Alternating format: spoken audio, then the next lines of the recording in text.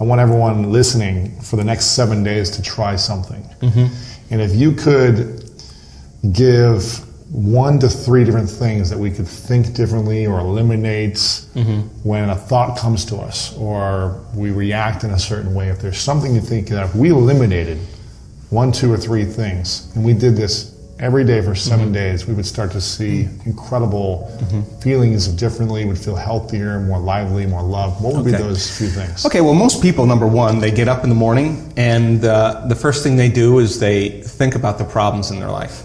And those problems are memories from the past. So the moment they think about the problems, they're thinking in the past, right?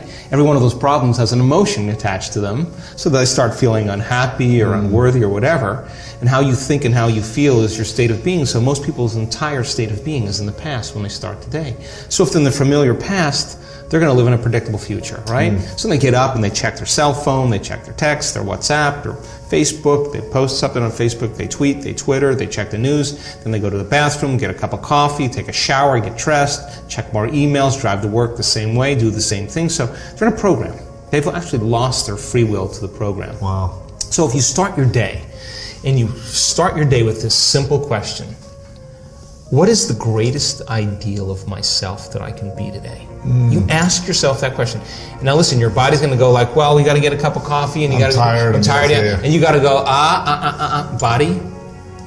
You're not the mind. I'm the mind right now. You're going to sit here. I'm going to feed you. You're going to get your coffee. You're going to do all those things. But right now, this is my time, and you're going to obey me, right? So now the body's no longer the mind. You're the mind. And so when it wants to get up and you become aware of it and return back to the present moment, every time you do that's a victory. Wow. And you're changing some aspect of yourself. So then ask yourself, I do this all the time, write down 4 thoughts that you're going to stay conscious of the whole day. I can't, it's too hard. You'd be surprised the moment you become conscious of what those thoughts are, how unconscious you've been to them all day, up for weeks on end. Write down what you speak, how you speak, 4 things you want to change, how you act. How do you act? Do you complain? Do you blame? Do you make excuses? Do you feel sorry for yourself? That's a victim consciousness.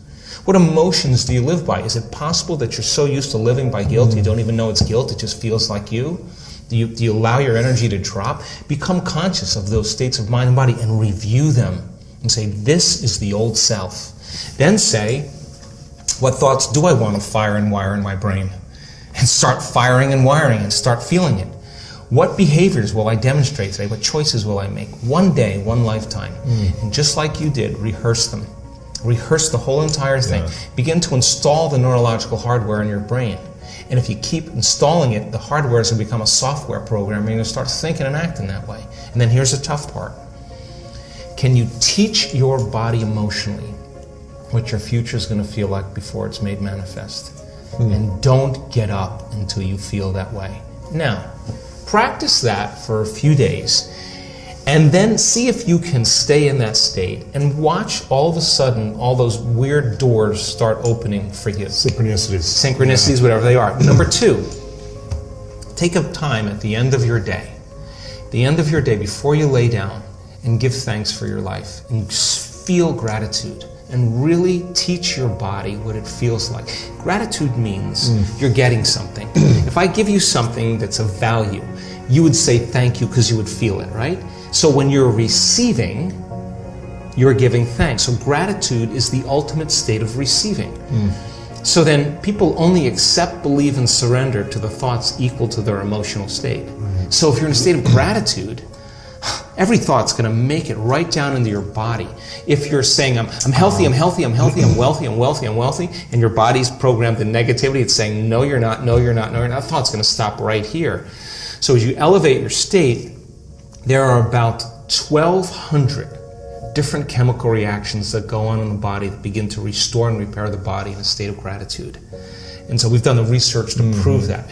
10 minutes, and just feel it with all of your heart. That's it. Wow. Third thing, and very important, take time, whenever it is, sit down, close your eyes, and begin to just open your awareness to the space around you and just sense it and pay attention to it and become more aware of it. The act of opening your awareness begins to reduce the stress hormones and creates more coherent brainwave states. I'm doing it right now. And it's just a practice. Yeah. It's just a practice. And the more you do it, the better you get at it. Wow.